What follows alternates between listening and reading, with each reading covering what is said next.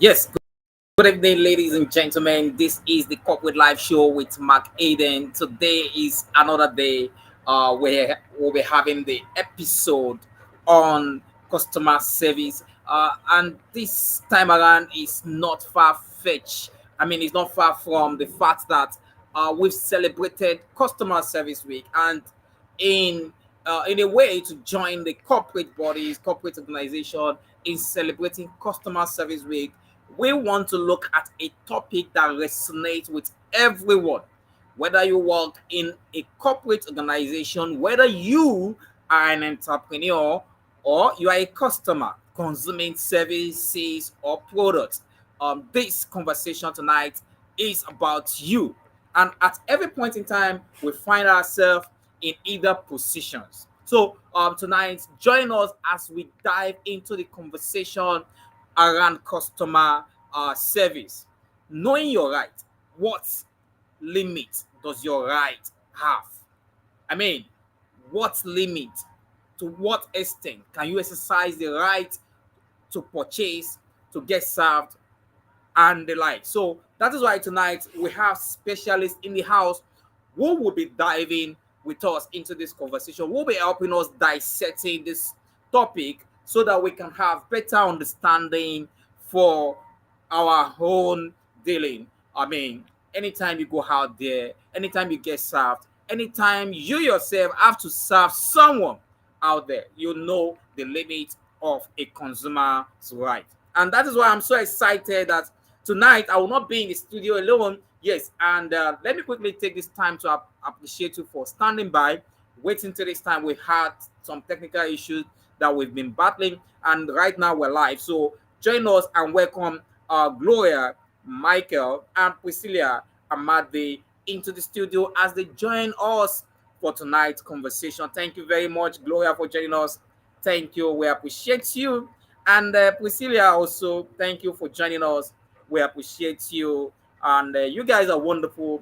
You guys are the best in your industry. And I want to believe that our audience will get the best out of you tonight in tonight's discussion. So thank you very much. Let's start the conversation because we've lost time and we can't regain that. But we can try as much as possible to cover the questions we have on grant. Let's start from the place of definition because I always like it when we have a direction from the point of definition. Definition rules the world. It is the way you define things that you will tend to what relate with such a thing. That's why we're going to start from definition. So let's start with our first guest on the show. That will be Gloria. Gloria, how will you define customer service? And will you say customer service is the same? I mean, will you say a consumer is the same as a customer? Thank you. Uh, Thank you so much for having me, and thank you so much to also with me, having a is it guest now. Thank you, Priscilla, for also being here, and I'm also here to learn from you. And to go straight into your question, I would like to talk about consumer, customer, then coming to customer service, right? So a customer is someone that buys from you, all right? Somebody that buys, maybe you're selling anything, is the person that buys from you directly, purchase your goods or your services, right? Why consumer is the person that use or eats your product. Let's say you are selling akara now. The person that buys from you is the customer. Why the person that eats is your consumer. So bringing it down to, let's say, Pampers now. So if you have a child, the mother is definitely going to be the mother or the father is going to be the one to buy the product. But the consumer in that case is the child. So with that, you can see a consumer can be a customer can be a consumer, but most people we interchangeably use them, but they're not the same thing, just slight different. The person that buys and the person that uses the product. Coming down to customer service now, is customer service is basically the support we give people or our customers, maybe support during their their journey with us even before they come to us. All right. So when you want to define customer service, it's more like the help or the support we give customers before, during, and after purchase of goods or services from us. All right. So if somebody, let's say you are my customer and maybe phone or an iPhone from me. So the support, and you need somebody to like help you rearrange them. The support you get is called is that process is customer service, and the people that does or that help you to get that service, they are called customer service representative or of officers. All right, thank you very much. Thank you. In fact, you've almost answered all the. I mean, you put together the answer to a question in different perspectives. But then I would like to hear from Priscilla. I know you are an advocate of customer service, and I know you do let's use particular question: customer service. Who is a customer? And is a customer the same as a consumer?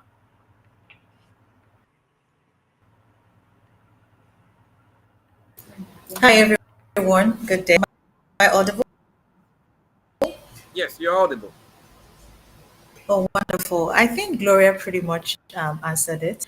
Uh, a customer is basically someone product or service. There's a payment, but the customer doesn't necessarily have to be the only conduit or product or service, right?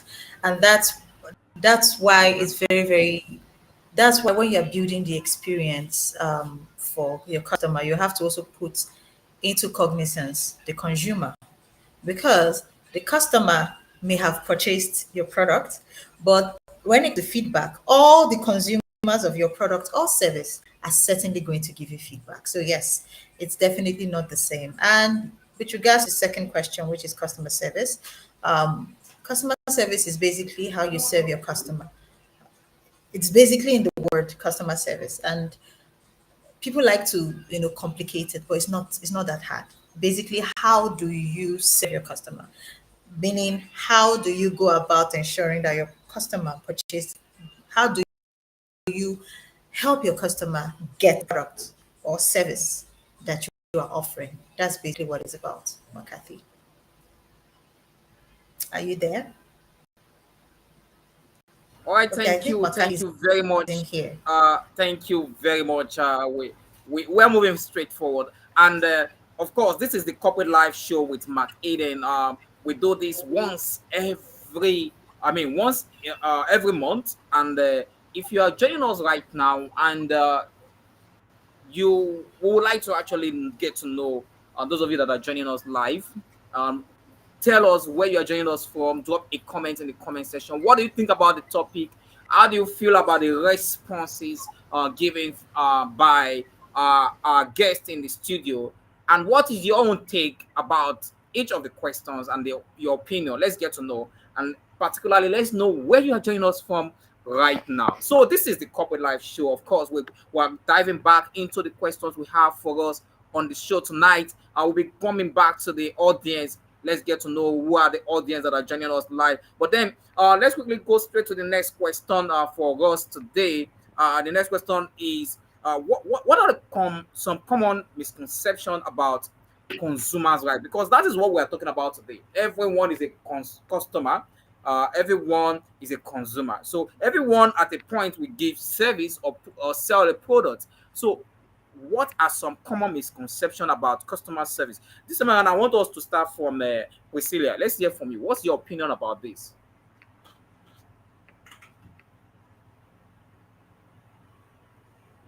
All right.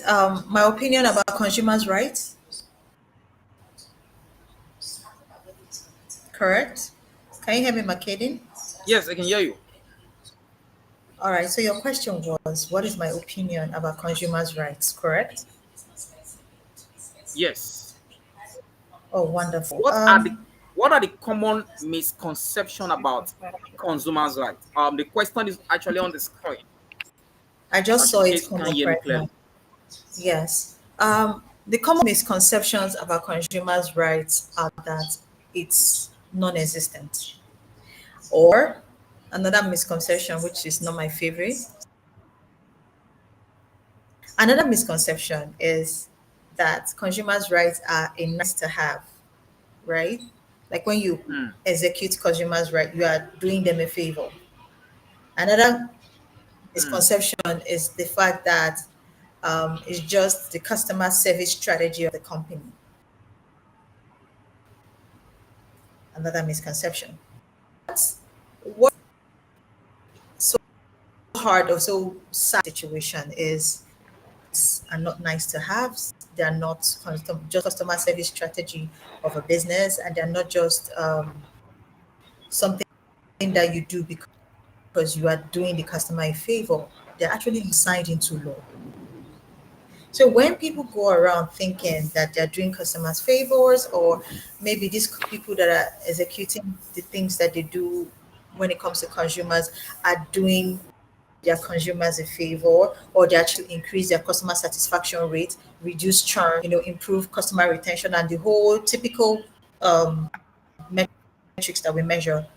It is not that. The fact that the consumers' rights have now been backed by law and has been signed. Right now, it is actually a law backing consumers. And the saddening thing about it is that because of these misconceptions, companies and even professionals do not even know that there's actually something known as consumers' rights. And a lot of professionals, sadly, most of the people that I get to hear about consumers' rights are hearing it for the first time from me. And I'm amazed. You've had 5 years working experience, you've had 6 years working experience. And the first time you're hearing about consumers' rights is when maybe I'm probably quoting something with regards to a certain incident on the internet. And you're saying, oh, what is there a consumer right? I'm like, how have you been practicing in our business for this long? And you don't know that there are actually consumers' rights backed by the law. Now, the thing is it's so sad because these misconceptions have actually thwarted the growth of our professionals. Because if they actually knew better, they'd study better, they would know that these consumers' rights are there, and they'll probably figure out ways of inculcating it into the company's operations. The thing is, if you go against these consumers' rights, and the consumer who knows that you've gone against your rights, if they take it up legally, they would win. You would be fined. And interestingly, there's a whole body responsible for protecting consumers' rights. Federal Competition and Consumer, like FCCPA, it's there to protect the rights. And they are backed by the FCCPA Act, which is the Federal Consumer and Competition Protection Act 2018. So all these things are there. But sadly, these misconceptions are covering the opportunity for there to be a learning opportunity and a change opportunities. So yes, these common misconceptions, as common as they are very, very misleading. And it's so sad that most of our professionals and businesses do not understand this very, very, you know, fact because it is signed into law. Do we Wow, have wow. McKinney here? Yes, I'm still here. I'm still here. I don't mind the visual, but I'm still here. So, Yeah. Okay. um, let's know from your perspective, Gloria. Yes. What do you think about what Priscilla just said, and how will you relate to that question? Educating our audience to know more about some of the misconception concerning consumers' rights. Okay, thank you for that question because we can still here all day talking about misconception about customers, consumers, and all, and we'll not finish it, right? But what she has said just nailed it. And what I'll probably add is customers are not always right. There's this misconception around before you say anything around here, they'll say, do you know who I am and all that. Customer is not always right. And that's not even the we have been using code for a long time, and that's not the full code, but we'll get into that. All right. But then a simple example is let's say Priscilla bought an iPhone from me, right? And maybe after 2 months of using that phone, she came back with the screen cracked. And it's not like, oh, Gloria Enterprise, I need you to refund me. I need you to get it all. In that case, customer is wrong. All right, customer is definitely wrong in that example.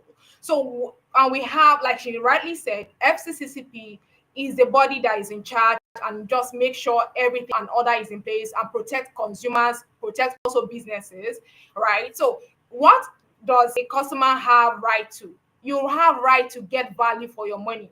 You have the right to ask questions about the product. You have right to safety. If you buy anything from a customer or from a vendor, a business owner, you have right to ask questions around that. They need to use materials, ingredients that are safe for you to use. And also, as a consumer or a customer, you have right to redress. That is, you can, maybe something, what maybe there's what I ordered versus what I got. In that instance, you can definitely go back to the vendor and say, oh, I ordered a white shirt, you're giving me a black shirt, I need you to refund me. Or, you depend on their policy, either you can refund, you can change it, or you can also just exchange it for another one. So there are a whole lot of consumer right, but misconception are there. There are so many of them, but the one I will mention is the one that she mentioned already, and the one I want us to also like work on, especially around this area, is customers are not always right. And there are a lot. That is why I tell businesses, have your policies in place, have your warranties in place, let on your website, on your IG pages, anywhere at all that consumers or customers interact with you. Have it there, let them see it eyeball to eyeball, eye to eye. So nobody is like, oh, I didn't see that. All right. The ingredients you use in your products, make sure you have it listed. So nobody will like, oh, I ordered this one, you're giving me this one. There won't be misconception. All right. So that's what I'll say about that. Thank you.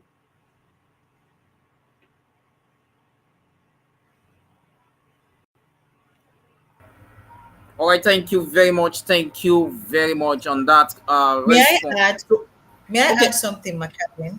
Quickly, okay, I need you to have add something more something to add. just Okay, yes, thank I you. just want to add something quickly. While I was writing my book on professionals guide to consumers rights, um, one of the things that become very obvious is the fact that a lot of, especially directing to Gloria's first example, which is warranty, where you return back a product. Now, even though as a shop owner you don't have a specific warranty specified in your shop as the number of days you can take back a product, there's a specific timeline that the customer is protected to by law. So what am I trying to say? I say this to say this. If the consumer or the customer, which is in this case customer, if the customer purchases a product, it doesn't matter that you didn't tell them that there's a warranty, because there's actually already warranty according to FCCPA that protects the consumer, and there are specific times for that. So maybe when you get to sign off our process and products, you get to know more about this. But yes, even if you didn't state in your shop that it's warranty for 3 months or 5 months or something, the customer has a specific warranty line that they can use to come back. It's into that timeline. So again, not knowing the rights of the customer doesn't mean it doesn't protect them. The ignorance about the law doesn't mean that the law doesn't protect the customer. And also, with what you've designed, if you're able to know the law, I think that if people know the law, it can help them design their processes and their SOPs so that it protects them as a business, and they're very specific. But then, this is all the things that I get to cover in the book. I actually wrote it two folds: professionals Hmm. angle and from the customer's angle. And because I find that the lack of knowledge from both has been a major source of concern. And there's something she said very, very interestingly. It's my favorite opening topic. A customer is not always right, Hmm. right? And when I said this 6 years ago when it wasn't popular, 7 years ago during training, everybody thought I was crazy, right? But the thing is, if a customer is always right, that would mean the customer knows about your processes and policies. They know about your SOPs. And then at what point would you be able to train about what they need to know? Where does your FAQ come into play? But what the customer has is right. All the customer has is rights, right? The customer has rights. And those are the rights protected by law. It is not a nice to have rights. It's not a Hmm. doing well customer service right. No, they are rights protected by law. So when we say a customer is not always right, we don't say customer doesn't do legally backed rights that a customer already has. So yes, these are the myths that I actually wrote about 115 myths about customers that needs to be broken. I know, let's know more about these things. But yes, I love what Gloria said. And again, it means that we are all aligned on a lot of things. A lot of things All when it right, comes thank to you, right. thank you very much. I'm not mistaken for having the two of you here tonight, even though both are female talking about customer service. I'm yet to see male gender talking about customer service the way the female gender. Maybe because you go to market, you go to the market often, and you experience this firsthand and the likes. Anyway, back to the conversation. So customers are not always right. That's a tick from this particular conversation, especially on this. We'll move on to the next question because of our time, and it's not so far away from this. I mean, let's talk about pain points of consumers. So that's what this question is about, and it's talking about what are the common pain point consumers experience when dealing with customer service reps. What are the pain points that you can point out, and what in a way don't stop at just highlighting the pain points. You can help provide better way of addressing such pain points. So let's hear from Gloria this time around. All right. Thank you so much for the question. I'm smiling because we are all customers, we are all consumers, and we are all here. We are customer service representatives. So this question is just like you're attacking us.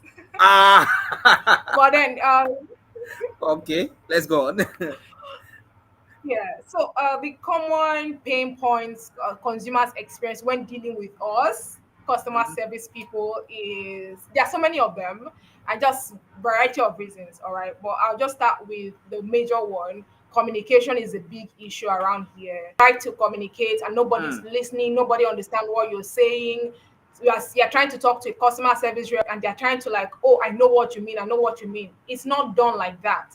A customer have right to information, to ask questions. All right, so it's very mhm, important. And this thing is not just small businesses. Talking about the telcos and the fintechs and all.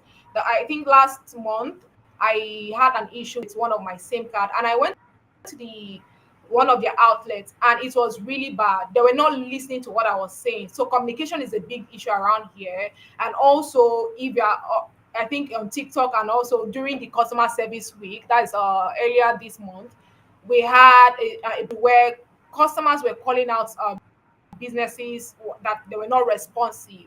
We have delays. You call a contact center, and it takes 45, 1 hour to respond to you. mm. You are waiting. They are taking you from one level. They'll say, oh, wait, I'll take you to my boss. They'll take me to Priscilla. From there, Priscilla is now taking me to another person. It doesn't Oh, really good. make sense.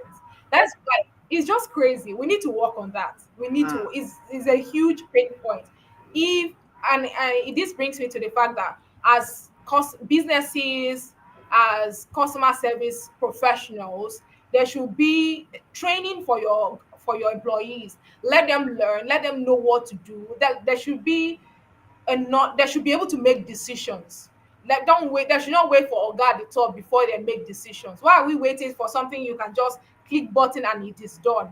So those mm. are like two major pain points. The another one will probably be around service delivery, and also refund and all those things. But I want Priscilla to talk about them. I mentioned to maybe Priscilla can come in. Thank you. All right, thank you very much. Thank you. It's becoming an interesting conversation. And if you are joining us and you have not dropped a comment, that means you are not enjoying the conversation as I am.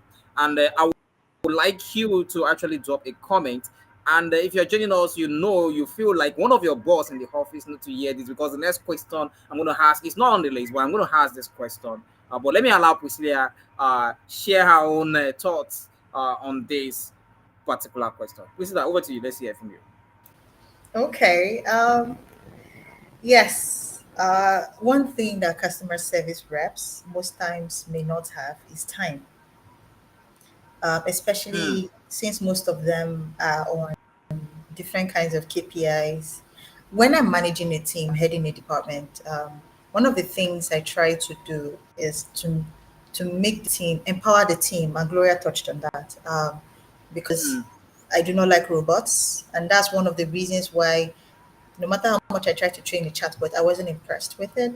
I prefer automations that help my team be faster so that there's human touch. I'm very particular about the human touch. But then I digress. One of the major things that she talked about service delivery, and that's where automation comes into play. That's where, because again, um, if your processes do not help to be able to ensure that the customers find success, which is other customer success, there's going to be a struggle. The customer is going to really have a bad experience with your company. That's a no-brainer, right? However, when you look at these things, what does consumers want? They want to be able to consume your product or service. In a nutshell, a common pain point to a consumer would be their inability to access that product or service that they're trying to get, or mm, accessing that product and service but not being able to use it in the way mm, they think in their head that they should be able to use it. Anything different from this is no longer customer service, it's something else. Because if you break it down to the basics, which is what I like to do with the team, if a customer comes to to our maybe point of delivery or business, and the customer is not able to access our product or service, that's a failure, right? mm. And also, if the customer is able to access the product or service and is not able to utilize that product and service, that's another failure from our end. Within all this, within these two basics, you will find in there the place applications where you can feel they are right because guess what? They are exchanging or I think there's a whatever problem whatever from product your hand, that Priscilla. Your sound is dropping. can you hear me? Yeah, we Can can you hear you hear better me? now. Yeah, loud and Okay, clear. okay. Maybe I should project more. Yes. So that's basically what is all about. So if your pain point, the pain points consumers face is just these two in a nutshell. Everything in a nutshell. And I would like to tell our customer service reps, yes, 1,001 things cause the delay. 1,001 things cause the delay. And most times, like I said, when I was a kid in the LinkedIn local Lagos, I don't know if you remember that, like I Yeah, spoke, I can. the reason why you probably have an issue with a customer service rep is because you couldn't access a certain product or service. 90% of the time, the customer service reps do not have any power to change anything at that point. Mm, And that's why I like what Gloria said about empowerment. The only thing they can do is manage as a customer, try to figure out. In fact, most of the customer service reps are your advocates. They fight for customers. If customers know the battle that happens at the back, you'd probably be nicer to customer service mm-hmm. reps. I'm not saying that there are no bad customer service reps. I'm just saying 90% of the time, the process failure or operation failure that's the reason why the customer is struggling. But Mm. if customer service reps are able to figure out how to, which is what most of them are able to do, have to figure out how to balance out what customers' expectations are along the lines of what customers are expecting and along the lines with what the business can deliver, they always find success in doing their job. Wow, interesting. Thank you for Can balancing the I add equation, something? Priscilla. Okay, I thought the equation is balanced already, so Okay. let's make it more balanced. All right, Yes, let's please. hear from you. Okay, okay. So I want to add that what she said is absolutely correct, and most problems, service, process failure, and all. But in business, you can't say that this product is going to work 100%. It depends on so many things. Especially, example is, let's say the fintechs, right? They don't have the power to just transfer money to your account. There's a process. There's the NIBBS and so many processes and so many things. So you can't like trust them to deliver 100% on their own. And that is why we have customer service rep. All right. So they can just like a stopgap man process, help you get value. So whenever there is a problem, that is where we come in. And that is why you need to empower your team, empower them to be able to make decisions while you're not there. Let them, and customers don't want to be blindsided or just put in the dark. If there's a problem, maybe you'll not be able to say directly, but then there should be a way you manage the process. It's not like, oh, you don't be passive about it. All right. In my experience as a customer success manager and even a customer service personnel, customers want you to probably tell them what is going on. Maybe not like, oh, your money is lost. All right. But then tell them that, oh, this is happening and we're currently working on it. There'll be a trace like, oh, your money, like my money is still is coming, not that it's sent and I'm not getting it. They'll be agitated. All right. So being businesses, challenges are not inevitable, but how you manage them is what matters. And that is why we have customer service representative. And that is why the pain points are there for customers. They want you to like communicate well with them and be able to like manage that interaction. Not you are oblivious, everybody is confused, and it doesn't really make sense as customer service rep. So as if you are a CS person listening to this right now, empower yourself with knowledge. Product knowledge is so important. Don't sit on that. Just learn as much as possible about your product so you'll be able to relate with customers better and with empathy as well. All right, thank you. All right, thank you very much. Thank you very much. I love the direction you guys have been going, but then you need to also consider the fact that we have entrepreneurs in the house. We have entrepreneurs in house that may need this particular knowledge to boost their customers' retention and customer bank. So please let's consider them as we cite examples uh, on each of the questions we'll be tackling tonight. So quickly, there's this question I want to ask, and it's been on my mind, and I don't want it to fly away. It has very big wings. So let's quickly tackle this question. We'll be talking about customer service, consumers, and the like. Um, are there classes of customers, and what I mean by that is sometimes in the office you will hear, even in a small business, you have some colleagues. So you call them internal customers, then you call external customers. Uh, do we say that classify some people as customers, internal customers, and external customers, or how do you put this together for the understanding of our audience? So let's hear from you, Priscilla. Okay, if I get you clearly, you would like me to, explain on external customers and internal customers, or the two types of customers, Exactly. correct? Yes. Okay, I know we have other questions, and I just like to be very brief with this one so that we can answer other serious questions. Um, Yeah. the reason why we have two kinds of customers, in my own opinion, is the internal, even though your staff or your team member or your colleague is working with you, they could also be consumers or decide that they need the product or service. I don't know if that makes any sense. Mm-hmm. They can also decide to be consumers or users of that product, right? Now, Mm-hmm. they are internal customers. They are customers that are within the organizations. So, example, let's say staff of Chicken Republic, right? Um, they work with Chicken Republic and they have families and maybe choosing to use the Chicken Republic, choosing to bring their families for like birthday. You know what other customers, they want to celebrate their children's and they choose Chicken Republic. Now, because of their staff, they are now known as internal customers, right? Now, for external customers, there are those ones that are not within the organization, do not interact with the consumer, do not, interface with the business, and they just come in to use your product and service. So that's why we always classify it as two of them. And that's why we are very big on treating the internal customers right. Because just like external customers, if internal customers are not satisfied with your product or service, they will not patronize you. And one thing people overlook is the fact that when your internal customers are not patronizing you, it's sending a red flag to the external customers that surround that internal customer. Example, Mm. if an internal customer that is working in Chicken Republic wants to do a birthday, right? And then goes to maybe Mr. Biggs or Sweet Sensation to host their family and doesn't have any tangible reason why. If I'm someone that is an external customer looking in, there's a red flag. I'm like, okay, so if the people that are working in there cannot use the product and service, then what am I doing here? Right?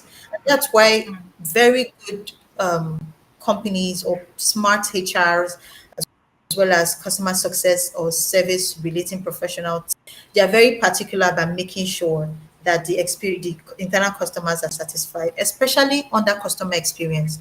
Customer experience department should be very particular with working on HR to do this, because the experience of your internal customers to a very large extent will influence the way that, not only the way they treat the external customers, but the way internal external customers will feel about your business. I know there are too many definitions and angles to this, but the reason why I like to make things, break it down to the basic, is so that whatever is being layered upon is clear. There's no confusion as to where we stand on things. But I'm very sure there's another angle that Gloria might want to explain with regards to internal and external customers. So we'd love to hear from you, Gloria. All right, Gloria, let's hear from you. Okay, fantastic. What you said, amazing stuff, right? So for me to just add to what you said, for an entity business to survive, there are two factors that cannot be removed, right? And those are the internal and the external customers. All right. So for you to keep your business, imagine if you have a business now. Let's say you have an Apple or you have a Google. You are the founder and you are managing that. You don't have internal team. The business is not going to, because you don't have people that will bring those products to life. All right. And imagine you have millions of of internal team, like employees working for you, and you don't have any customer or consumer. That business is not going to survive. And that is why they came up, or we came up with the fact that, oh, for a business to actually do well, aside from other factors, right, the environmental and all, one of the most important thing is the internal team and the there's internal customers, which is the employees, right, and the external customer, which are those people bringing in money. What I wrote here is external customer bring in money, and the internal customer make sure the processes and the operations are well taken care of. So we have, in any business, if you're a businesswoman or a business person or an entrepreneur in the house, please, you need to take care of your employees first, then your process, then their performance, and before you know it, you have a good business or a profitable business. You can't neglect your employees, that is your people, and you want to have a good or a successful business. If you look at people and businesses that have survived over time, you can see that they take care of their people, their internal people and their external people, and then you're going to have success. So from wherever you are, you can just implement that in your business, and you know that you're going to win. Thank you.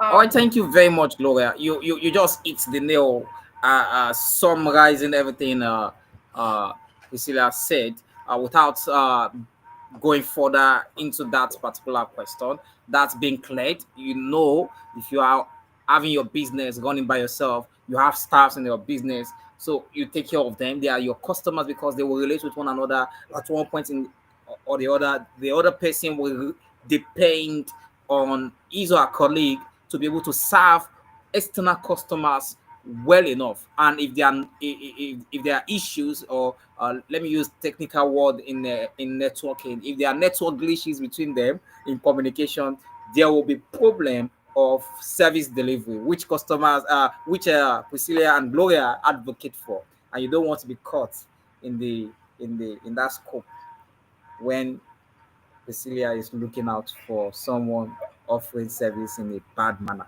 And I'm sure Gloria will not want to, will not be happy about that. So let's not go there. Let's not go there because I'm watching, and she's watching you, and I mean you, that you are looking at us, you are listening to us right now. So we'll be diving into the next question because of our time so very fast, and we appreciate those of you that are listening. And for those that will be watching in the future, remember this is the Corporate Life Show with Mark Aiden. We do this particular live session every last Friday of the month. So watch out for us in December and in November. So let me reserve comment on that for now. But quickly, holding on to the comment on the next question, uh, we've talked about misconception, right, and a pain point. So let's look at this particular question that has to do with you, particularly our guest. So can you share an example of a time you felt your consumers' rights were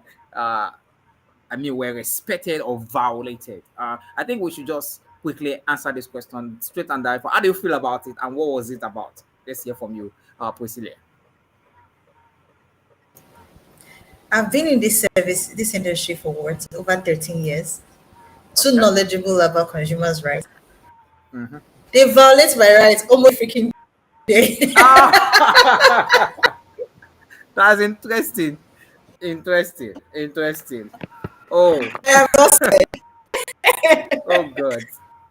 Okay. scared. Let's. So I took a friend of mine out each this lunch and I was gonna deliver on Mm-hmm. that. Can you hear me? Aha. So Yes. Right. We can hear. at the counter, crunchies, I will not forget crunchies, and I'm calling them out on this. Oh. Now on the counter, there is no Okay. there is no name of food on the counter. There is no price Mm, tag on the counter, nothing. So I mm, point to the specific rice I wanted to, then I was like, how much is that? And the lady told me 915 naira. I said, okay, mm, I would have that. I'd have that two portions, and I would have moi moi, and I'd have turkey, and I'd have what else did I take? Okay, and plant one portion of plantain. mm, Now my bill was running into 15,000 naira plus. I didn't look at it because I expected it to be like that. Like almost everything is expensive. So my friend takes a look at my receipt and goes, "So this two portion of rice, how did 950 translate to 3,900 and something portions?" And then I look at the receipt and I'm like, they even put two portion of meaty rice. And the rice, no single drop of meat was in the rice. And I was like, where is this meat? interesting.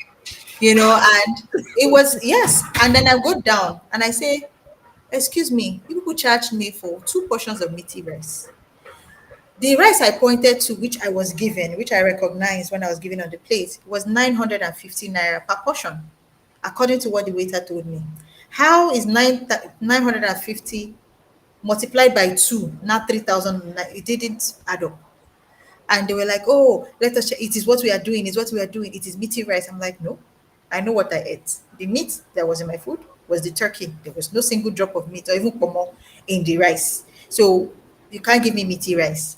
And then they now follow me upstairs to where my plates was, and then they noticed and they came back and said, oh, it's not meaty rice, it's fried rice.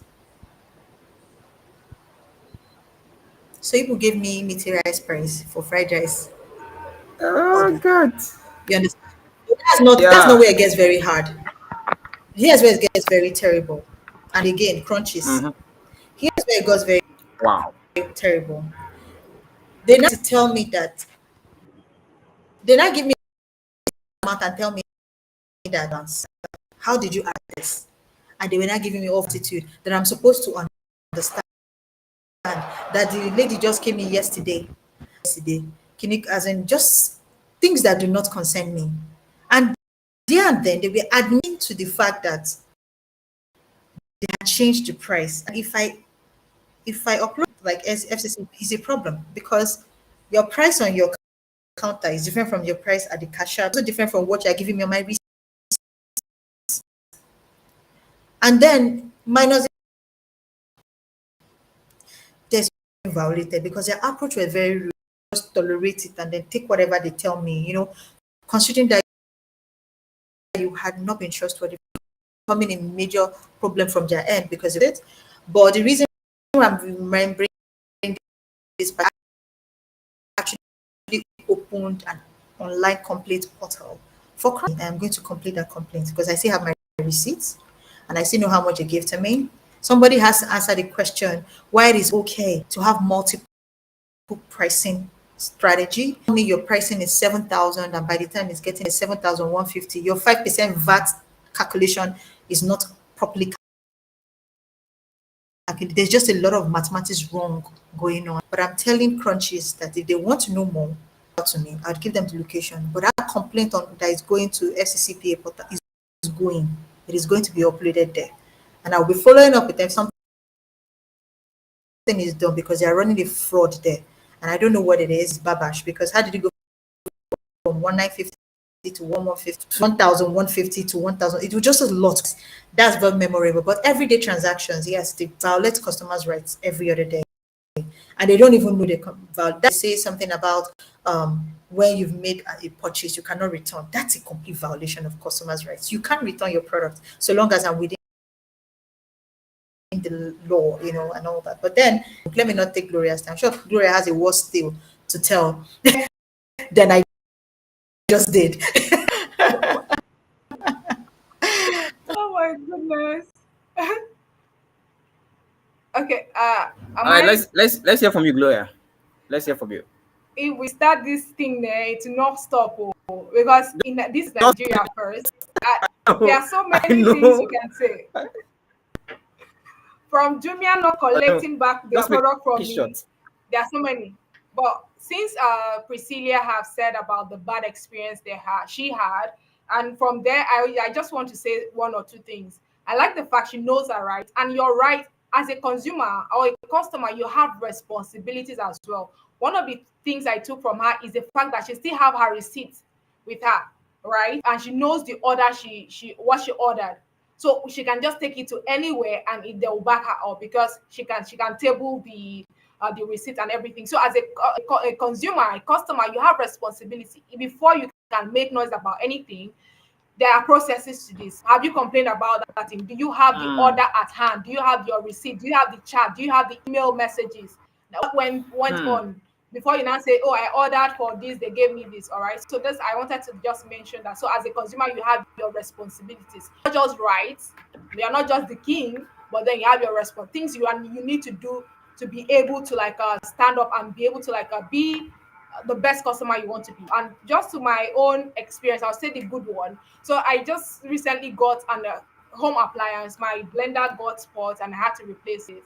So I ordered it, and after getting it, I waited for 24 hours to get it. It was around here. So after getting it, I started using it. I think the third day, it got spoiled.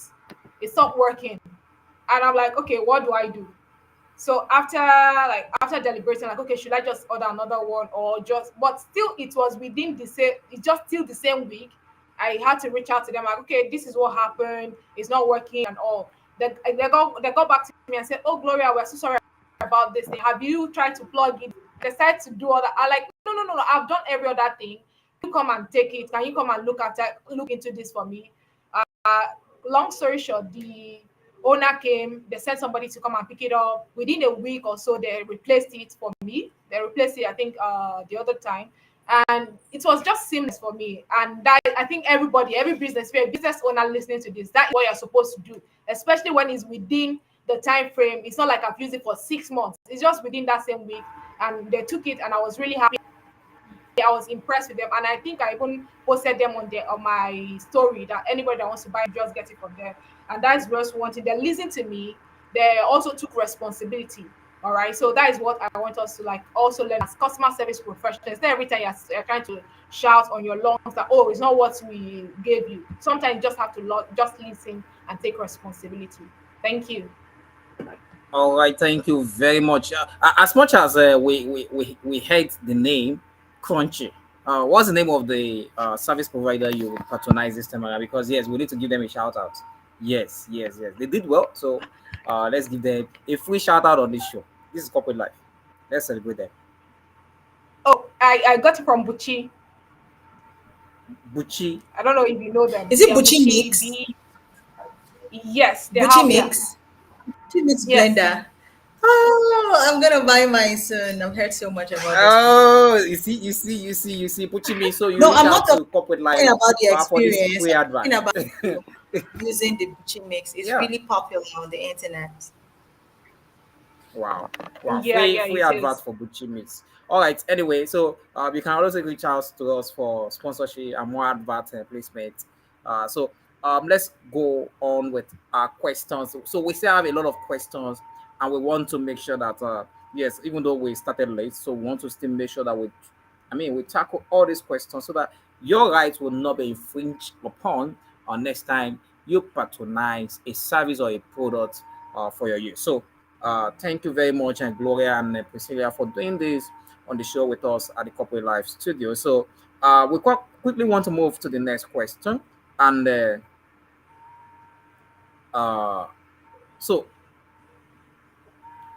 the next question is, how can businesses uh, let me make a little bit of adjustment to the question before I display this uh, on the screen so that the error will be out.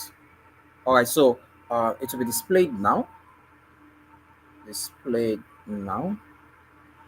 Okay, thank you. Now you can see it on the screen. So, how can business balance consumer satisfaction with fairness?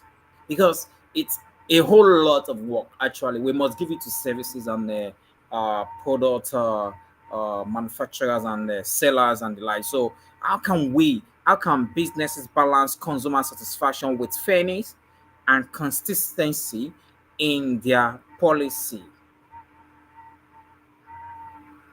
So, I think let's hear from Gloria this time around.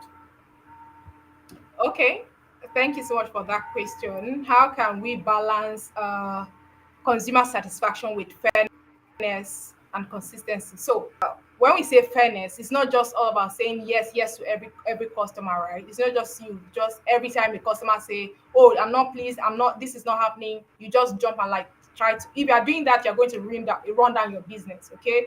What that will simply mean is for you to treat every customer the same way. You're treating them just fairly, like everybody is treated with respect and just with the right they deserve. All right. So if you want to balance that, you have to be transparent from the beginning. I think I mentioned earlier that if you're running a business, customers don't want to be sidelined. Instead of you go to buy maybe a red dress, and somebody when you after ordering it, they're now, because they're out of stock, they're now sending you white dress. You'll be like, from where to where? Customers are going to be very angry with that. Then nobody is going to take that. All right. So, but if from the beginning you say, "Oh, Gloria, this is out of stock. Can we send this to you? Does this work for you, or should we provide this for you?" They're like, "Okay, yeah, this can also serve for the purpose I'm buying it for." That way, can you see how fair it is? You're not sidelining them. You're not blindsiding them. All right. Yeah, they're not kept in the dark until you deliver. So at every point in time, be transparent with your customer. That is how one way to balance it as a business owner. Consumer satisfaction is so important. Then you have to and you are consistently delivering that. Also, what I'll say is why you deal with customers with empathy. In as much we say that, oh, consumer rights and responsibility, have your policies up, have your warranty and all. What if for by chance something happened within that? And a typical example, I bought a phone yesterday and it fell from my hand. Maybe the screen cracked and all. Because of your refund policy and all, you say that, "Oh, Gloria, get out of my place. I cannot do business with you. My no is my no." Right? If you are doing that, you're going to kill your business in the long term. For you to balance that, you Hmm. need to bring the human side of things. Empathy is so important as customer service professionals. Don't leave that outside the gate. All right. So in this example I just gave, there's nothing wrong with you say, "Oh, we're so sorry about this experience. We may not be able to replace this for you, but we can repair it for you." All right. So that way you balance things out. So in every interaction with your customer, you don't just, in customer service and customer success, we don't see one customer as just one customer. We see a customer as legions, like there are other customers, they are going to be advocates for you. One customer that you are seeing as if doesn't hold water can be the one to the breakthrough you need in your business, can talk to their friends, especially around here. Somebody will just come to you and be thinking, "Oh, this person, let me just treat him anyhow." But then Hmm. before you know it, they are connected. We are very connected around this part of the world. Oh, just the way I just mentioned, the blender I bought, but Priscilla is going to buy it, and maybe they treated me badly Mm-hmm. or unfairly. That's going to affect their business. All right. So in every interaction with customers, so Mm-hmm. balance their satisfaction with fairness and with also considering your policies. Policies are not static. All right. Let's say what I just described is Mm-hmm. that policies are not static. So treat your customers with fairness, with be transparent in all your interaction with your customers. Treat them with empathy as well. No cannot just be no. We are humans at the end of the day. All right. So thank you for that. Mhm. Yeah. All right, thank you very much for that, Gloria. Thank you. Let's hear from Priscilla. What is your own take concerning this question? How can business balance consumer satisfaction with fairness and consistency in their policies? It's very simple. It's very simple, actually. What informs their strategy for design of your policy? If customer or consumer satisfaction is the bedrock of your business, it means that when you're designing your processes, when you're designing your policies, when you're designing your SOPs, which is your standard operating procedures, you would put customer satisfaction at the forefront. And when customer satisfaction is at the forefront, it informs your communication strategy, informs the way you disseminate information across the various supporting departments. It also informs your operational strategy, operations, how to be able to back up, whatever services you are giving to consumers. Now, these and many more are the reasons why you have to make sure that your strategy is coming from the basis of ensuring consumer satisfaction. I said that to say this. If consumer satisfaction in an instance is the reason why a company or a back bedrock of a company's implementation, or let's say their policies, right? It means that when a consumer is not satisfied with a certain product or a certain service, because consumer satisfaction is their bedrock, they will not go on the defensive. They will not quickly start asking questions that would make the customer feel like the customer was wrong. All they are thinking of is how to collaborate with the customer to find a solution and investigate why that issue happened in the first place. That is because customer satisfaction is key. But if revenue generation is key, all you'll be looking forward to is how to make sure the consumer goes back, whether happily or with that product. Make sure the company doesn't spend an extra dime. Company, gets that revenue and didn't. So again, what is informing your strategy for your customer experience? That is why, if you have that, the next thing is, because of your customer satisfaction, you would ensure that information dissemination is very smooth. You would ensure that you have laid down strategy so that when there's a cog in the wheel, you are able to figure out where that gap is coming from. And until you do that, you'll not be able to balance out your policies, or you'll not be able to be consistent, because consistency means that there's an SOP. So which means, irrespective of who is executing that policy or who is executing that strategy, the SOP guides you. Example, that's why when you call into customer care of a certain company, pick your call is the same across board, because there's already an SOP as to how the script is going to go. That's why in some businesses that are serious, I'm not talking about the most of them which aren't serious, I'm talking about the serious ones that have strategies on ground. They implement SOPs for almost everything, so that whenever you have employee action, it doesn't affect the quality of your service. It doesn't affect the quality of, or the consistency across board. So again, what is informing your strategy as a business? That's a determinant as to how you go around balancing your customer satisfaction and strategy. But I advise all the time that if you make customer satisfaction the bedrock for your business, you never ever lose. You never ever lose. It may seem like everything's looking like you people are compensating. No, on the long run, on the long run, you never ever lose, especially when there's consistency in your strategy. I don't know if that answers your question. Wow, thank you very much. Thank you very much. That's put, I mean, a full stop to that question.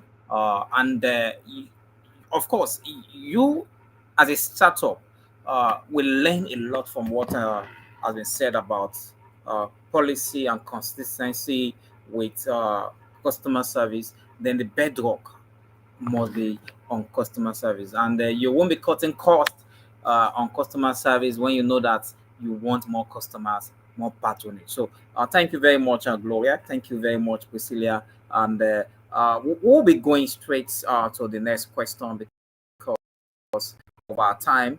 I wanted to ask a question, keep it maybe if we have more time. at the end of the show we can bring it up. So the next question, as you can see on the screen, is a fantastic question. So, do we have consumer protection agency in Nigeria? Which I know Priscilla mentioned something around that earlier. So let's look at it again and more clarity on that. So, if yes, what roles do they actually play in ensuring business respects consumers' rights? So, okay, so we should take it. Anyone who wants to take it first? This is an interesting question, so I'm interested. Okay.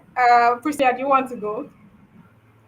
I think anyone can just go. If you are saying Priscilla, it's Okay. All right. Let me go so then. let's yeah. Okay, so yeah, your question is around if we have agencies in Nigeria that plays that role. Priscilla already mentioned the FCCPC, that is a Federal Competition and Consumer Protection Commission, right? So what they do majorly is to protect consumers from unfair practices, false advertising. You know, these days, people are just giving, let's say, they're giving just one person, maybe their total budget is around 1 million naira. And in the advertisement, then you'll be hearing things like, oh, come, you win 100 million. You win that 100 million is not just for one person, right? It's just like maybe one person will probably be winning 200, 500, like that. So that is false Hmm. advertisement already. And sometimes when, especially in food advertisement, you see that they're mentioning things and it's not in that, it's not part of the ingredient. They're just mentioning because they just want to get your attention. All right. So this body, particular body, is there to protect the consumer, and also maybe they also help in exploitation. All right. So you are, if you're not using safety products, if you're not using, your ingredients are not up to par, and you're trying to exploit people, exploit consumers, they are the bodies you can just reach out to, and they'll definitely get you sorted out. So and the problem is not that these bodies exist. There are so many bodies actually. There's also SON. All right. They are also Oh that they're yeah. there, but most people are not aware that they are there, and they're not even aware of the rights they have as consumers or as customers. All right, there are four major rights. They've added another, I think they've added four. If you also go to Smidan sites, you can also get to meet them, see some of those things, for especially for business owners, what you need to do to protect yourself and also your customers as well. So if you, their website, I think, is for the FCCPC, is fccpc.gov, that's gov dot ng. All right, so you can make your complaints there, and they'll take it up. Like Priscilla mentioned earlier, that she's going to take her complaint with what is it, Crunch something, that she's going to take it up with them, and they are also very responsive. So please, I'm just using it as an avenue. That we have bodies that protect consumer rights in Nigeria. Make noise about it. If you have any business that has treated you dirty, just reach out to them, and also go with your receipt. It's not just you're not just going to go there like, oh, they did. Come with your receipt, and they'll definitely attend to you. Of course, I'll leave it Priscilla to mention other bodies as well. There are other smaller bodies that will take care of that as well. Thank you. All right, thank you very much, Priscilla. So you're already on the screen. You're so we're ready for you. Let's hear. Yeah, she spoke about the major governing body for competitions and consumers, which is actually protected and backed up by the FCCPA 2018.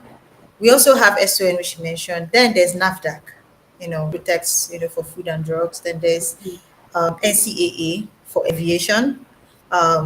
Those are some of the major regulatory bodies. There's still some other smaller ones, but those ones are the major ones that cover up in a lot of things. And I say that to say this. Um, One of the things is that most Nigerians do not trust um, agencies. We do not trust Hmm. governing Thank, bodies. thank you. It is an issue of trust. And then there's also an issue of lack of knowledge. I won't say illiteracy, I'll just say lack of knowledge, right? And the reason is, to a very large extent, it's been played down, and most people do not trust that these agencies are going to go through, unless Hmm. maybe in situations where they are carrying out investigations. So I'm using this opportunity right now to tell my to those who listeners and people who own businesses that as a business owner, you have a role or responsibility to ensure that you carry out the consumer's rights. You protect them. mm, And consumers also have a responsibility to ensure that their rights are not being violated. And when your right is being violated, it is your responsibility to ensure that these bodies who have been charged with the responsibility of protecting your rights are given the opportunity to do so. Because it is what they know that they can act upon. You are not doing anybody a service by keeping quiet or suffering in silence or praying against them, which is what Nigerians like to do, leaving everything to God. You are not doing anybody a disservice because that company is gone doing that until somebody dies. So you have to mhm, be able to do something about it. There's also the various agencies that regulate the actions of professionals. Now, when you as a professional know that there are rights of customers, you equip yourself with more knowledge. And then it helps you be a better consumer. And also, or a customer as the case may be. And also as a customer, when you do your due diligence, you make the business ecosystem saner for everyone else. We've seen people take up various advocacy. But the thing is, if we don't all divide this labor amongst ourselves and do what we ought to do, it will be very difficult for these agencies to be able to, be given the opportunity to do their job. Let it be that you've done your part as a citizen, and let it be that they didn't do their part. Then that's a different conversation, right? You can, follow up because we don't know how.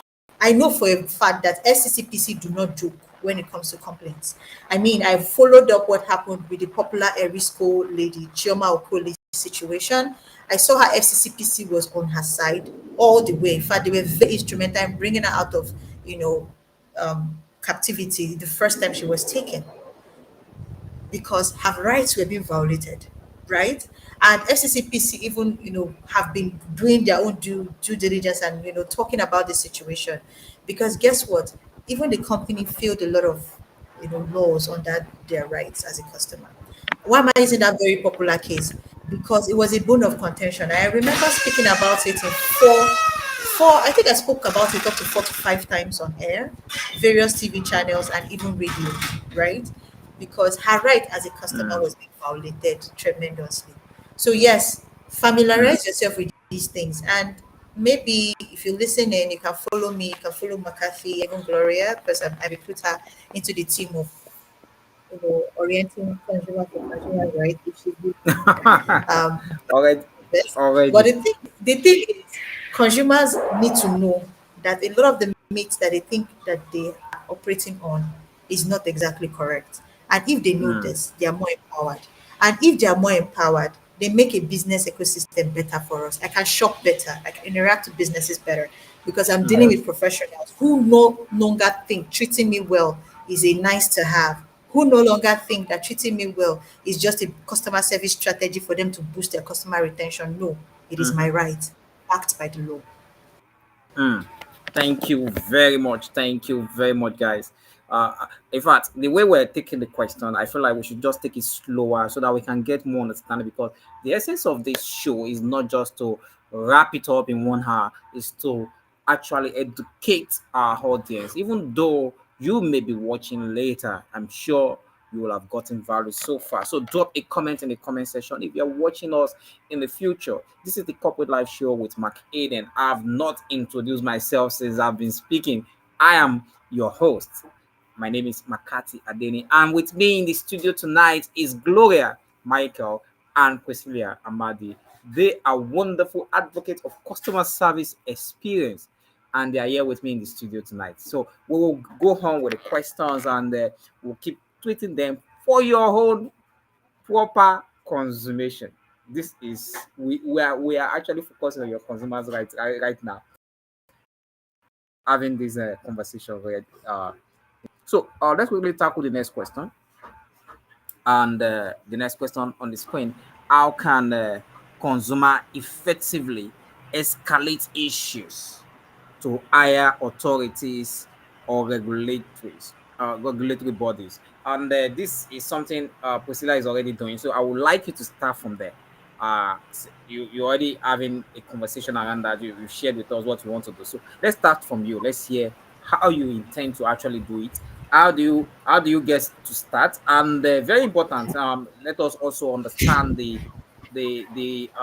responsibility of a consumer towards this action. So let's hear from you. Thank you. Okay, I'm just gonna help out with the flow so that in case of any scenario that a particular situation fits in, you are able to get the support and the assistance or the help you need. Now, when you are escalating Mm, to these regulatory bodies or higher authorities, what you're trying to do in essence is to build a picture of what happened. So that means you don't just write like they were there with you. You don't just write like they were in that situation where it happened. No, you provide detailed information onto what happened. mm-hmm, You also provide, supporting documents, which would include receipts. Which could even include charts. Yes, it's being used.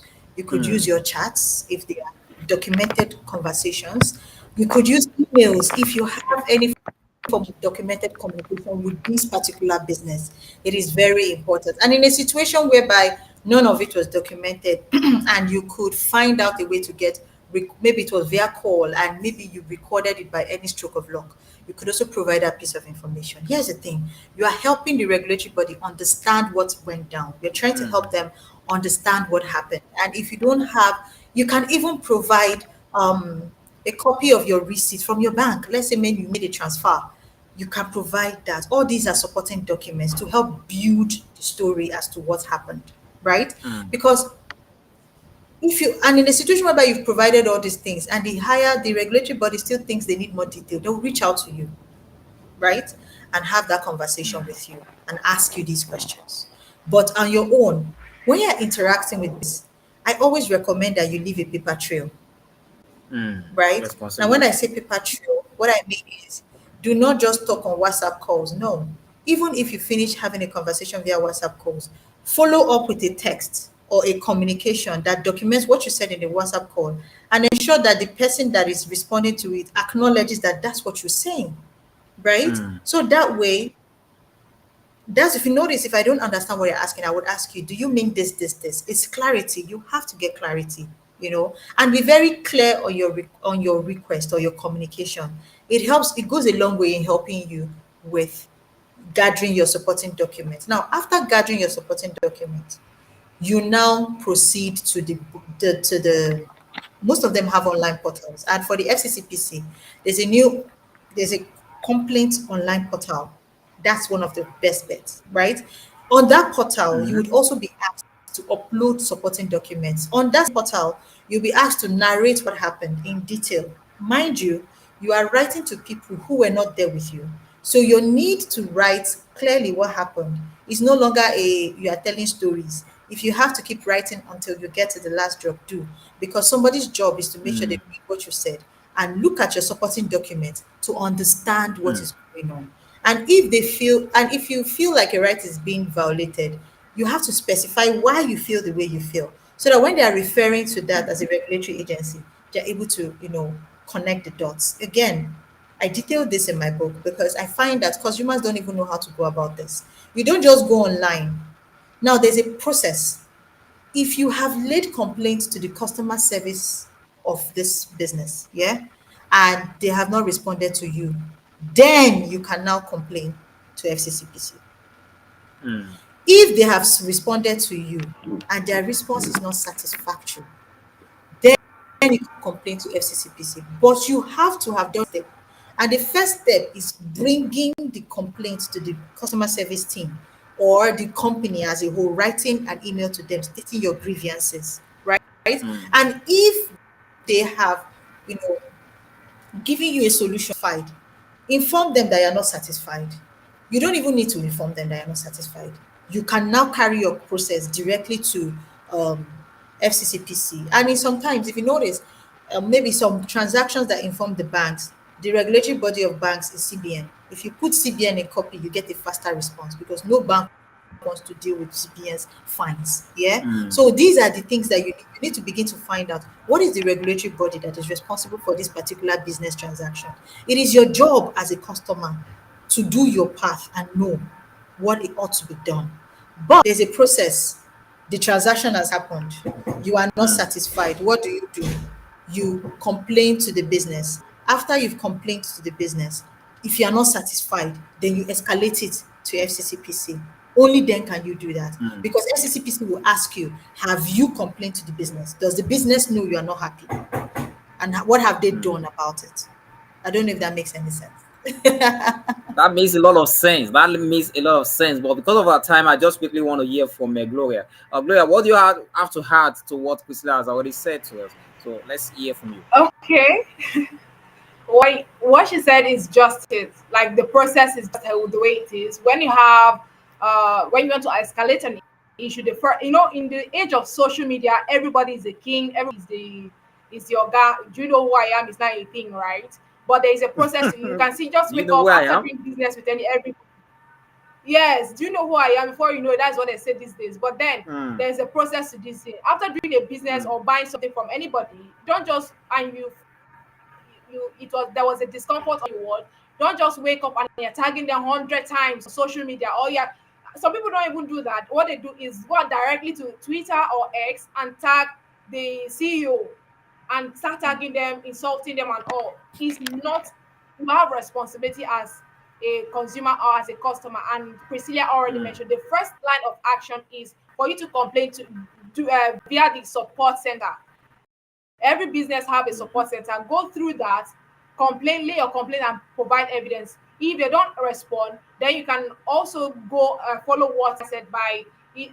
The first thing is show evidence, chat with them, complain that this is what is happening. If they don't respond, you cannot escalate it to maybe after you've done that severally, not just once, right? It can just be anything. mm, Then you move ahead, talk to the there's an online form where you can just fill with FCCPC and they'll take it off from there. And if that doesn't work, you can also tag the company's, not the CEO, please, not the CEO or board of directors. All right, just you have to tag the company that, oh, this is what is happening. We've seen that severally, and that's how to actually manage or escalate such issues. There are processes to these things. All right, thank you. Thank you very much. Thank you very much. Because of our time, I want us to quickly wrap up the conversation. We have just three questions left, and these are important questions. So I won't be asking your opinion. So I will just give you the question. Priscilla, you take the first question.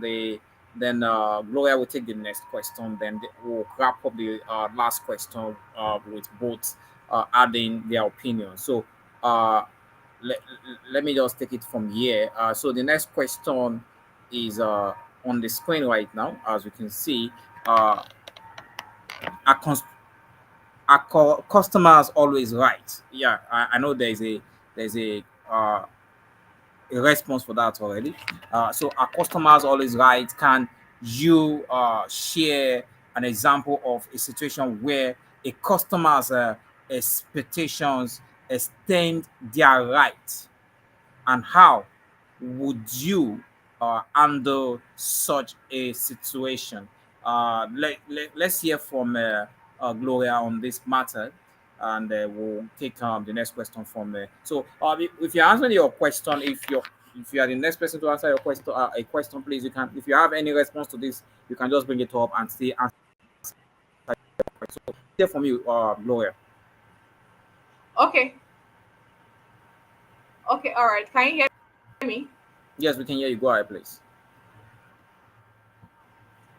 All right. Customers always right. We have already established that customers are not always right, and even that statement in itself, not the full statement or the full quote, right? The full quote is, customers are always right in the when you're talking about taste.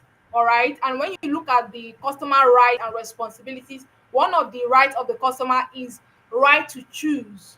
The customer have the right to choose what they want, not just rights per se, right to do anything they want. All right, so that let's just clear that.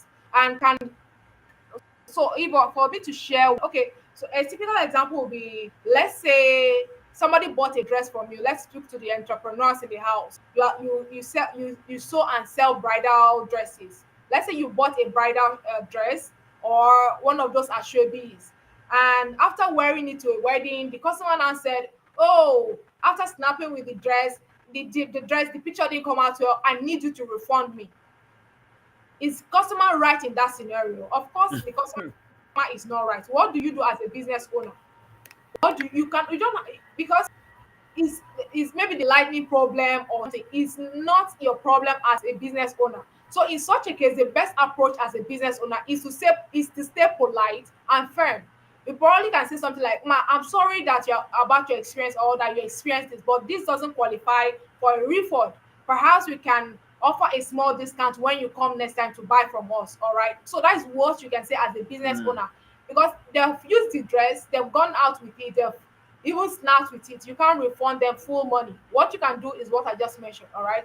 That is how to stay professional. Why? Without being encouraging entitlement from your customers. All right, thank you very much on your response to that question. So we'll be going straight to the next question. Expecting that Priscilla Amadi will return back to the studio to join us on the next question. And if she does not, before I read out the question, that means you will have to help us handle the question. I believe you are capable enough to handle that. So the next question is what I'm going to be displaying on the screen right now. Uh, so let me just quickly bring it up on the screen. So can you think of uh, a situation where customers' rights conflict with business interest? How should this be resolved? These are similar questions to the other one. Yes, this is actually very similar to right. And let's say a typical example is somebody bought a phone from you, right? And after using it for, let's say, a month, the phone is developed a fault. The customer come back to you and like, "Oh, I bought this thing from you and it's not working. I want to replace it or I want you to repair." As a business owner, instead of you to start shouting and start like discrediting that, "Oh, you bought it since you did not bring it," what you have to do in that aspect is for you to understand with the customer, since it's still within the warranty period. All right, the warranty period for most phones is usually 6 to 12 months, right? So if it's within that, you can repair the phone. You offer to repair the phone for the customer, like, "Oh, we can repair it for now. If the issue persists, maybe after repairing it, you can bring it and replace it for you." All right. So Mm. after using it, I've actually experienced that. There was a time I bought a phone for my mom, and initially the first 2 days, the phone uh, was faulty. But after repairing it, we took it back and they repaired it for us, and the phone started working correctly. So if you're a customer in that situation, that's how you handle it. All right. So you make sure that at no cost, of course. Please, whenever you have an issue like this, because customer rights is, you need to honor the customer's rights. You need to protect them as well. So at no cost, and if that issue persists, you can offer to replace it. That's how you respect your customers' right and protect your business interest at the long run. So honest communication solve most conflicts instead of you trying to like form entitlement. Always try to understand from your customers' angle. All right, thank you very much. The last question on the show tonight as we wrap up the conversation. It has been an interesting one, of course. Gloria has been here dealing with all the questions. Priscilla Madi has also been here dealing with all the questions. We want to appreciate every one of you for listening and joining us on the live session tonight. And for those that will be watching the replay version of this live session, please drop a comment in the comment section. Let's get to know how you feel or what you feel about the show tonight. It's been Corporate Live Show with Mark Aiden. This is a platform where we discuss every issues, regarding or relating to any professional, any industry, any space at all, as far as it relates to a professional. So thank you very much, Gloria, for doing this with us. So the last question for us on the show tonight is how do you think businesses can improve customer service to better, to better meet of consumer, I mean, to better the needs of consumers needs, to better meet consumers needs? That's the question. Thank you. Okay, thank you so much for the question. And there's a research that says that 93% of customers will buy again from product or from vendors and businesses if they get excellent services. So excellent Hmm. service is really important as a business owner. Don't jeopardize your business because you want to maintain or not train your customers. So I'll say three things about this one. For you to improve your customer service, please train your people. It's very important and Hmm. paramount for you to train your people at every point. By your people, I mean your customer service rep and even your every customer facing staff you have or employee. Make sure you train them as often as possible so they have the residual knowledge to be able to deal with customers. Another thing is to also for you to be able at every point in time empower them to be able to make decisions on their own instead of waiting before for oga to come to the office. Why can't they make a simple decision on their own? It's so important that you empower these people so that they can make decision on the spot. Why is because there are so many, this is Africa, right? Internet Hmm. connection issues and many other issues. So instead of waiting for you, empower them. They should be able to make decisions. There should be people you trust so that they can make decisions. And the last thing I'll say on this topic is make sure you take your feedback loop seriously. Feedback is you have to, as a business owner, you should be huge on feedback. It will help you to Hmm. improve your processes. So every feedback you get, don't just keep them or pile them up. Analyze them, analyze the complaint from your customers, and use that to better your processes. So if you do those three things, I know very well you are going to be able to like improve your ROI will improve in no time. All Hmm. right. Thank you so much for having me. Thank you very much for joining us tonight on the show. Thank you very much, everyone. Thank you. We appreciate you guys. We appreciate everyone. And to Gloria who joined us on the show tonight, thank you. And Gloria, thank you very much for your time, for your patience, for everything, for sharing with us all this knowledge we've gathered so far. So we just want to say that we couldn't have done this without you, and we just want to say a very big thank you from every member of the team at the Corporate Life Studio. Right now, we just say a very big thank you to you. Uh, I mean, to you, you've been wonderful sharing those knowledge from questions to questions. So that's why we are celebrating you right now. We appreciate you especially. Thank you, Gloria. Discussing with us customer service, understanding the limit of your rights as a customer. As a customer, and what we've gotten so far is the fact that everyone is a customer, and not customers are not always right. So customers are not always right, but you have a right. As a customers, you are not always right, but you have a right. So that is the summary of the conversation tonight. So we also want to appreciate uh, uh, someone will join us on the show tonight also. Our co-guest on the show tonight, Priscilla Amadi. She joined us on the show tonight. So we appreciate you, and we say a very big thank you to you for joining us on the show tonight. So it's been a wonderful session. It's been an interesting session. We appreciate every one of you for joining us. We say big thank you. Thank you very much.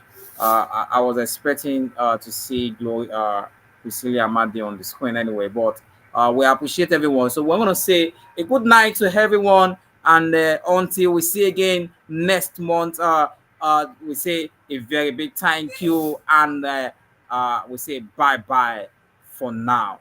Bye bye to you, Gloria, Michael. Bye bye to you, Priscilla Amadi, Thank and you. bye bye to everyone watching us right now. Bye bye.